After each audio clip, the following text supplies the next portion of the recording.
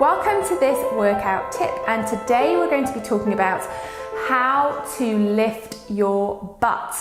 Lots of women talk to me about how in their late 30s, early 40s and beyond, they're seeing a change in the shape of their bottom and it's not as round and pert as it used to be. And some of the exercises that we're used to doing in the gym, for sure are going to strengthen one of the gluteal muscles, but we've got 3 in each side and we need to be making sure that we're working all 3. We've got the gluteal maximus, the gluteal minimus and the gluteal medius, which is towards the side of the buttock. So I'm just going to give you a few exercises to make sure that you're working all 3 of the muscles both sides to give you the best chance of shaping your bottom. So we're going to use one resistance band. These are looped bands, which are my favourite. They're absolutely brilliant. You can use them for lots of different exercises. If you don't have a looped band and you've got a long one, you can tie a knot in it and get the same effect. And there are different strengths in bands. So yellow is the easiest one, and black has got much more resistance in, quite a bit harder to use. This red is kind of mid-range, and so is the green as well. So either of those I would recommend for these exercises. So you're going to start by wrapping that band around the top of your calf muscles here. And we're going to take a tendu out to second. So we're going to work in parallel, which we don't normally do very often in ballet, but that's going to work the side of the buttocks here. So we're going to work here and we're going to take the leg out to the side in tendu. Make sure you keep the knee in the front of the foot facing the side. Pulling the tummy in, we're going to lift the leg for 1, 2, 3, 4, 5, 6, 7, 8 again.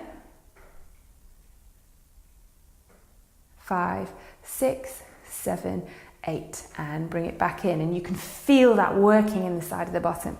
So the other side, the other leg, lifting up 1, 2. You can do it with a flexed foot as well. 5, 6. If you're not entirely sure if the leg is staying parallel, flex the foot and make sure the toes are facing the front. 5, 6, 7, 8, and lower it down. So that is a fab exercise for really working the side of the bottom here, which sometimes we forget. So we can just get rid of this band for a moment. The next exercise is a one-legged squat in parallel, taking the leg out to the side. So remember that when you come into the squat, the knee has got to track over the second and third toes. You're trying to get the bottom as low as you can and the leg out to the side. And you're going to carry the body forwards to put more pressure through the leg and to make sure that the bottom is working to get the body back up again. So we're going to come down, we're going to bring the arms in front of the body, keeping the shoulders away from the ears. So it's going to come down 1, push up through the bottom, down, squeeze up, down, squeeze, down and squeeze. Again, down, push up, down, push up, down, push up, down and push up. And then onto the other side. Taking the arms out into second, coming down. Push up through the bottom to get the body back up straight. Down, squeeze, down, whoop, squeeze, push, squeeze through the bottom. Lengthen the back, pull the tummy in, and last one, and squeeze up. Good, so that's another great one that you can do standing. We're going to come down onto the mat now, and we're going to do a couple more exercises. I'm going to take the green band for this one.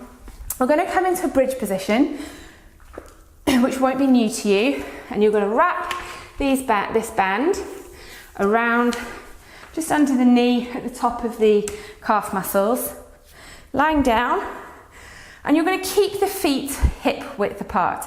So with this green band, I can already feel that it's trying to pull my knees together. So I need to engage my glutes to pull my knees apart and hold them still.